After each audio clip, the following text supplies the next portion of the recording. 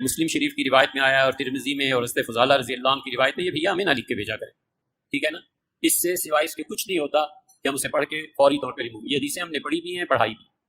ہم کئی بار عرض کر چکے ہیں کہ ہمارا کوئی تعلق اہل حدیث سے نہیں ہے، پکے ٹھیٹ حنفی، پکے ٹھیٹ حنفی، پکے ٹھیٹ حنفی۔ ہمیں نہیں سمجھ میں آتی امت میں جو 1500 سال سے ہمارے بزرگوں نے دین کو سمجھا ہے، آخر اس کو چھوڑ کے اب نئی نئی باتیں اور نئے نئے فرقے بنانے کی ضرورت تمہیں کیا پڑی ہے؟ اور کوئی کام نہیں رہ گیا۔ حدیث میں آیا ہے، حدیث میں تمہیں کیا پتا حدیث میں کیا ہے؟ کہ ہم حدیثیں پڑھنا شروع کر دیں تاکہ گمراہ ہو جائیں ولیعاذ باللہ۔ حدیث میں آیا ہے، حدیث میں تمہیں کیا پتا حدیث میں کیا ہے؟ کہ ہم حدیثیں پڑھنا شروع کر دیں تاکہ گمراہ ہو جائیں ولیعاذ باللہ۔ حدیث میں آیا ہے، حدیث میں تمہیں کیا پتا حدیث میں کیا ہے؟ کہ ہم حدیثیں پڑھنا شروع کر دیں تاکہ گمراہ ہو جائیں ولیعاذ باللہ۔ ہم صاف لفظوں میں کہتے ہیں جو آدمی بغیر اساتذہ کے حدیث پڑھتا ہے وہ گمراہ ہو ہی جاتا ہے، اسی کو سے پتہ نہیں ہے کہ حدیث کا مطلب کیا۔ اچھا، یہ ان کا ایٹیچیوڈ کیا اپنے بابوں کے فتووں کے بارے میں کبھی ہوگا؟ کبھی یہ مفتی کہے گا کہ میں بہشتی زیور کے مجھے والے نہ بھیجا کرو، میں بہشتی زیور پڑھوں اور گمراہ ہو جاؤں، میں فتاوی عالمگیریہ پڑھوں اور گمراہ ہو جاؤں؟ یہ کیا ہر وقت تم نے فتاوی شامی، رد المختار، در مختار لگائی ہوتی ہے، یہ مجھے نہ بھیجا کرو؟ کبھی یہ بات کریں گے؟ تو اس سے آپ اندازہ لگائیں کہ یہ اپنے بزرگوں کو جو رسپیکٹ دیے ہوئے ہیں نا، وہ پیغمبروں سے بڑھ کے دیے ہوئے ہیں۔ آپ کو تو سناتے ہیں نا آیت لا ترفعوا اصواتکم فوق صوت النبی، اس سے آپ کو عصمت مصطفیٰ تو بتاتے ہیں، یہ نہیں بتاتے کہ جو شخص رسول اللہ کے حضور آواز بلند کرے وہ تو گستاخ رسول، اور جو حضور کی بات کا مذاق اڑائے وہ اس تو بڑا گستاخ۔ اور وہ یہ سارے ہیں کٹر ٹھیٹ انفی، تسی لوگ ہو۔ حدیث حدیث تیرے سامنے حضرت عمر بیٹھے ہو تو میں دیکھتا ہوں کہ وہ پھر کہ یا رسول اللہ اجازت دیں، تم لوگ ہو گستاخ رسول، حدیثوں کا مذاق اڑانے والے۔ یہ رسول اللہ کی اس سے بڑے لیول کی توہین ہے کہ کوئی حضور کی موجودگی میں آواز بلند کرے، اس سے بڑی توہین یہ ہے کہ کوئی حضور کی بات کا مذاق اڑائے۔ وہ تو صحابہ کا نہیں اللہ نے برداشت کیا، حالانکہ انہوں نے مذاق نہیں اڑایا۔ اب مجھے بتائیں کہ وہ اللہ ایسے لوگوں کے ساتھ کیا کرے گا جو نبی علیہ السلام کے فرامین کا یوں مذاق اڑاتے ہیں؟ حدیث حدیث حدیث پڑھ کے گمراہ ہو جائیں گے۔ اوے تم لوگوں نے عزتیں ویل کی ہیں اللہ اور اس کے رسول کے نام کے اوپر، چندے اکٹھے کیے ہیں، جدادیں بنائی ہیں، کوئی محنت سے نہیں کمایا تم لوگوں نے، اللہ رسول کے نام کا کھا رہے ہو، اور بات یہ کرتے ہو کہ حدیثیں نہ ہمیں سناؤ ہم گمراہ ہو جائیں گے۔ عزتیں ویل کی اللہ اور اس کے رسول کے نام کے اوپر، سواریاں سوار کی مکے اور مدینے کی آوازیں لگا کر اور پھینک دی جا کے دیوبند میں اور بریلی میں۔ غدار ہو تم رسول اللہ کے صلی اللہ علیہ وسلم، پکے غدار ہو۔ اسی لیے دیکھو پھر اللہ نے تمہارے اوپر چیز کیا چھوڑی ہے؟ ہاں، نبی کے جیسا ہے ہی کوئی نہیں، باپ بیٹے شے ہی کوئی نہیں۔ حدیثیں نہ سناؤ میں، تنوسی فتاوی شامی سنائیے، در مختار کے حاشیہ رد المختار، جس میں لکھا ہے کہ اگر آپ کو یقین ہو کہ اپنے خون اور پیشاب سے سورہ فاتحہ ماتھے پر یا تعویذ لکھنے سے شفا ہو تو آپ کر سکتے ہیں۔ اے تیرے بابے نہیں کٹر ٹھیٹ انفی، بول کہ تیرے بابے نے گستاخی کی ہے۔ کوئی زیادہ پرانا نہیں ہے، 1252 ہجری میں یہ مرا ہے ابن عابدین شامی، کسی کی جرت نہیں کہ اختلاف کر جائے۔ یہ ان کو لکھ کے بھیجے نا، ہاں، اس کو پڑھ کے کوئی گمراہ نہیں ہوتا۔ حدیث کو پڑھ کے گمراہ ہوتے ہیں اس لیے کہ حدیثیں ان کے خلاف، قرآن کے خلاف، کیونکہ یہ تو ہوئے کٹر ٹھیٹ حنفی، عزتیں ویل کر رہے ہیں اللہ اور اس کے رسول کے نام کے اوپر، چندے کھا رہے ہیں اللہ اور اس کے رسول کے نام کے اوپر عز و جل صلی اللہ علیہ وآلہ وسلم، اور توہین انہی کی کر رہے ہیں۔ تو پھر ہماری یہ ذمہ داری بنتی ہے کہ ہم ان کے جو یہ میکم نما چہرے ہیں نا، عجیب و غریب قسم کی گونے پہن کے اور بڑا اپنا روب ڈالتے ہیں، گرم تولیے ان کے منہ کے اوپر پھیریں تاکہ ان کے اصلی چہرے آپ لوگوں کو پتہ چلیں کہ یہ دشمن ہے اللہ اور اس کے رسول کے۔ ظاہر ہے وہ تو انہوں نے خود ہی بول کے کہا کہ ہم 1500 سال سے اپنے بزرگوں، اور کیڑا 1500 سال تو تھوڑے بزرگوں کا دین ہے، نہ آپ کے عقیدے قرآن سے ثابت، نہ آپ کے بخاری مسلم سے ثابت، کیڑا 1500 سال، 1100 سال کیا کرو، اور نال حدیث سنایا کرو بخاری مسلم کی کہ سب سے بہتر زمانہ میرا، پھر صحابہ کا، پھر تابعین کا، پھر تبع تابعین کا، اس کے بعد جھوٹے لوگ پیدا ہوں گے، امانت میں خیانت کریں گے اور موٹاپے کو پسند کریں گے۔ اور تسی بعد والے ہو جی پرانے بزرگوں کو نہیں مانتے، پرانوں کے تو آپ منکر ہو، تم لوگ درمیانوں کو مانتے ہو، پرانے ویسے تھے جیسا کہ ہم ہیں۔ کون سے عقیدے تمہارے قرآن و سنت سے ثابت ہے؟ میں کٹر ٹھیٹ انفی، کیڑا انفی؟ کٹر انفی دیوبندی 1866 میں دیوبند مدرسہ بنا ہے، 1500 سال نہیں سرکار، 150 سال پہلے تسی آئے ہو دنیا چ۔ اس سے پہلے دنیا کا کوئی مسلمان اپنے آپ کو دیوبندی نہیں کہتا تھا، اور 1904 کے اندر اعلیٰ حضرت نے بنایا منزل اسلام بریلی کا مدرسہ۔ اس سے پہلے دنیا کا کوئی مسلمان اپنے آپ کو بریلی نہیں کہتا تھا۔ کہانی بند کرو، اور پھر آپ ہیں کٹر ٹھیٹ حنفی۔ کیڑے حنفی ہو؟ المحنت والے یا اسام الرحمن والے؟ آیا نا داڑ تھلے ہوں تو یہ دونوں حنفی ہیں جی۔ اے ہوں دسنا کہ وچ الالی حنفی کیڑا ہے؟ الالی یعنی وہ میں روحانی طور پر ہی بات کر رہا ہوں، وہ دوسرا آؤٹ آف ویڈ لاک کی طرف نہ چلے جائیے گا، ٹھیک ہے؟ اور کوئی فروئی اختلاف نہیں، سرکار زمین اسمان کا فرق ہے، ایک دوسرے کی تکفیر ہے۔ تو کون سا کٹر ٹھیٹ حنفی ہے کہ جو کروڑوں بریلویوں کو کافر اور مشرک سمجھتے ہیں؟ یا تو وہ کٹر ٹھیٹ حنفی ہے جو کروڑوں دیوبندیوں کو گستاخ رسول سمجھتے ہیں، یعنی کافر ہی ہو گئے نا. تو یہ جناب اپنے بزرگوں کے بارے میں کبھی یہ جملے نہیں بولیں گے کہ ہمیں حدیثیں نہ بتائیں. اللہ کے نبی علیہ السلام یار تمہارے بابے تو نہیں چھوڑ کے گئے. ہاں بخاری مسلم دونوں میں ہے. نبی علیہ السلام ہر خطبے سے پہلے کہتے تھے اما بعد فإن خیر الحدیث کتاب اللہ وخیر الہدی ہدی محمد صلی اللہ علیہ وآلہ وسلم وشر الامور محدثاتها وکل محدثۃ بدعہ وکل بدعۃ ضلالہ وکل ضلالۃ فی النار. کچھ الفاظ ترمذی کے اور نسائی کے بھی ہیں. آگاہ ہو جاؤ سب سے بہترین کلام اللہ کی کتاب ہے اور سب سے ہدایت یافتہ راستہ محمد صلی اللہ علیہ وآلہ وسلم کا ہے. بدترین کام وہ ہیں جو دین میں نئے جاری کیے جائیں اور وہ کام بدعتیں ہیں. تمام بدعتیں گمراہیاں ہیں اور تمام گمراہیاں جہنم میں لے جانے والی ہیں والعیاذ باللہ تعالی. اور یہ کہہ رہے کہ جی حدیثیں پڑھ کے گمراہ ہوں گے. نبی علیہ السلام تو ہمیں یہی کہہ کے گئے.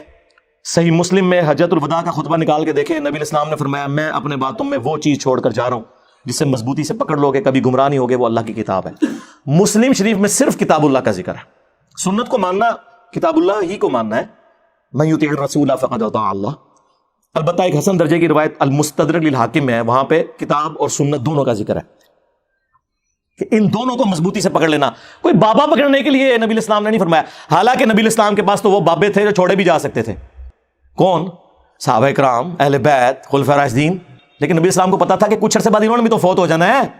آج کی ڈیٹ میں جو رسول اللہ کا سٹیٹس ہے وہی اہل بیت کا اور صحابہ کرام کا سٹیٹس ہے. سب دنیا سے چلے گئے.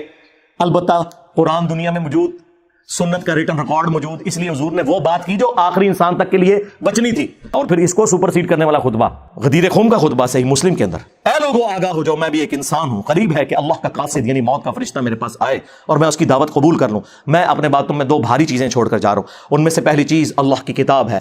اس میں ہدایت ہے, اس میں نور ہے. تم اللہ کی کتاب کو پکڑو, اپنا تعلق اس کتاب کے ساتھ مضبوط کرو. اللہ کی کتاب اللہ کی رسی ہے, جو اسے پکڑے گا ہدایت پر ہوگا, جو چھوڑ دے گا گمراہ ہو جائے گا. زید بن ارقم کہتے ہیں کہ رسول اللہ پھر ہمیں بار بار کہتے رہے اللہ کی کتاب, اللہ کی کتاب, اللہ کی کتاب. اور پھر فرمایا دوسری بھاری چیز میرے اہل البیت ہیں, میں اپنے اہل البیت کے بارے میں تمہیں اللہ کا خوف دلاتا ہوں. اور یہ جملہ آپ نے 3 دفعہ ریپیٹ کیا. لیکن امت بالکل الٹ چلی, نہ قرآن کو پکڑا نہ اہل بیت کو زندہ چھوڑا, بالکل الٹ چلی. تو نبی علیہ السلام تو بات ہی قرآن سنت اہل البیت کی کر رہے ہیں, یہ اپنے بزرگوں کو لے کے چل رہے ہیں. ان لوگوں کا کیا لینا دینا میرے بھائی؟ نہ انہوں نے قرآن پڑھا صحیح طریقے سے, نہ اگر پڑھا تو پھر اس کے ساتھ یہ غداری کی ہے کہ کہہ رہے ہیں ڈائریکٹ پڑھو. یار یہ غداری تو کوئی فزکس کا پروفیسر اپنی کتاب کے ساتھ نہیں کرتا.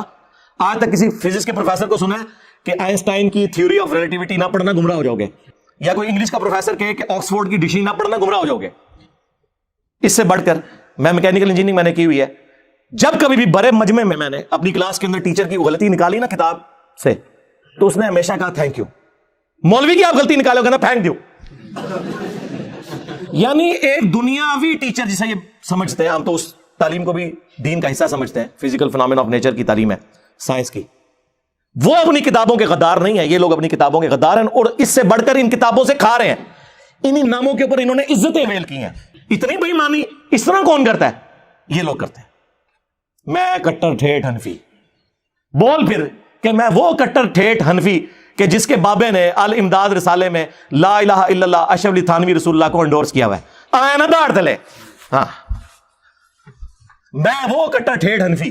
کبھی اس پر بھی پرچی پڑھنا کہ اشرف تھانوی صاحب کو عقل کے ناخن لے کہ آپ یہ کیا بات کر رہے ہیں, کہ اس میں بڑی تسلی ہے کہ تیرا پیر متبع سنت ہے. کیا خلفائے راشدین اس طریقے سے کرتے تھے؟ اور پھر آل محمد کے جو عقیدے ہیں وہ تو میں پوری دنیا کے دیوبندیوں کو کہہ رہا ہوں کہ صرف 3 عقیدے سرکار, ویسے تو اس کے اندر بہت کچھ ہے, 3 عقیدے بتائے ہوئے. اس کو قرآن و سنت کی روشنی میں آ کے جسٹیفائی کریں. میں کٹر ٹھیٹ حنفی صاحب, آپ آ جائیں میدان میں. پہلا عقیدہ لکھا ہوا ہے کہ ہم بزرگوں کی قبروں اور سینوں سے فیض لینے کے قائل ہیں, نچوڑنے کے, ٹیکا لگا کے نہیں. وہ نے کہا نہیں, اس طریقے پر جو خواص کو معلوم ہے, نہ کہ اس طریقے پہ جو عوام میں رائج ہے. اور پھر میں نے بتایا ان کے خواص کیا کچھ کرتے رہے قبروں سے. اربعہ ثلاثہ میں اشرف تھانوی صاحب نے لکھا ہے قاسم نوتوی مرنے کے 6 سال کے بعد قبر سے نکل کر, خواب میں نہیں بیداری میں, دیوبند کے 2 مولویوں کی صلح کروا کے واپس چلا گیا قبر کے اندر. یہ خواص کا طریقہ ہے. عام بندے تو بھی کیا گزرا. اور بڑے ان کے اس طرح کے قبر پرستی کے واقعات ہیں, وہ میں نے پورا ریسرچ پیپر نمبر 6 لکھا ہے, قبروں سے فیض کے عقیدے کا تحقیقی جائزہ. پھر دوسرا انہوں نے لکھا ہے کہ ہم رسول اللہ کی قبر کو اللہ کے عرش, کرسی اور کعبہ شریف سے افضل مانتے ہیں. ایک کیڑی آیت ہے, کیڑی حدیث ہے. اور پھر تیسرا عقیدہ بتایا تھا کہ ہم رسول اللہ کی قبر مبارک میں جو حیات ہے اسے دنیا کی سی مانتے ہیں. دنیا کی سی حیات مبارکہ تو ہم بھی مانتے ہیں, اعلیٰ ترین برزخی حیات ہے, اس میں تو کوئی شک ہی نہیں. جسم مبارک بھی سلامت ہے, اس پہ تو میری کئی ایک ویڈیوز ریکارڈڈ ہے. یہ دنیا کی سیکھ ہے. اور پھر وہ کہتے ہیں جناب کہ وہ جی یہ تو سیوطی نے لکھا ہے. او بھائی سانو کی دی تو حوصلہ دو. ہم جب قرآن و سنت کے دلائل کی روشنی میں حضرت معاویہ رضی اللہ تعالیٰ عنہ، حضرت مغیرہ ابن شعبہ رضی اللہ تعالیٰ عنہ، حضرت عمر بن عاص رضی اللہ تعالیٰ عنہ سے اختلاف رکھ سکتے ہیں تو تواڈے امام تے شے کوئی نہیں. سیوطی نے لکھا ہوئی. سیوطی کون سا پرانا ہے یارا؟ 500 سال پہلے ہوا. 500 سال بعد میں بھی سیوطی بنا ہوں گا. میں تو ہوں نہیں بن گیا تھے. ہاں سیوطی نے اتنا مجمع ویکھیا ہونا ہے. چھڈ دیو انج کوئی پڑھدا ہے. کوئی علمی گل کرو. تے کٹر ٹھیٹ انفی صاحب میرے خیال ہے اتنی خوراک کافی ہے تواڈے واسطے. ویسے تو تمہیں پتہ ہے میرا تو فیوریٹ ٹاپک ہے. ہاں میں تو کوئی موقع نہیں جاننے دوں گا کہ میں ڈرل کروں گا ان کی پبلک کے دماغ میں کہ سوچو کہ یہ تم لوگ کن لوگوں کے پیچھے لگے ہوئے ہو. یہ وہ لوگ ہیں جنہوں نے عزتیں اللہ اور اس کے رسول کے نام کے اوپر اویل کی ہیں اور قرآن و سنت کے نام سے چڑھتے ہیں اور کہتے ہیں ہمیں نا لکھ کے بھیجا کرو. ہم تو یہ پڑھ کے ریموو کر دیتے ہیں. ہم 1500 سال بعد اب تم لوگ بتاؤ گے ہمیں ہم اپنے بزرگوں کا دین چھوڑ دیں. اچھا انہوں نے پتا ہے کہ قرآن دی جڑے پڑھتا ہے نا انہوں نے بابے مبارک ہو جاتا جاؤ. ہاں انہوں نے پتا ہے. جی سب تو بڑی مثال میں وہاں 2002 میں عمرے پہ گیا. غلاف کعبہ پکڑ کے دعا مانگی تھی اللہ مجھے بریلوی مارنا. شکر ہے قبول نہیں ہوئی. منو کہنا چاہیے یا اللہ منو مسلمان ماری. اور یہ میں آپ کو وثوق سے کہتا ہوں اگر آپ مخلص ہیں نا سرکار آپ ہدایت کے مخالف راستے پہ بھی چل پڑے نا اخلاص کے ساتھ اللہ تعالیٰ کان سے پکڑ کے آپ کو سیدھے راستے پہ چلا دے گا. اور اگر آپ بے ایمانی پہ اترے ہوئے ہیں سرکار تو آپ رسول اللہ کے چچا بھی ہو نا ابو لہب ہاشمی بھی ہو تو مر جائیں گے آرام موت. اور قرآن میں قیامت تک بددعائیں پڑی جائیں گی ان پر. تبت یدا ابی لہب وتب. یہ بات ہے. نسبت بھی اسی وقت کام آتی ہے جب آپ نبیوں کی آواز کے اوپر لبیک کہتے ہیں.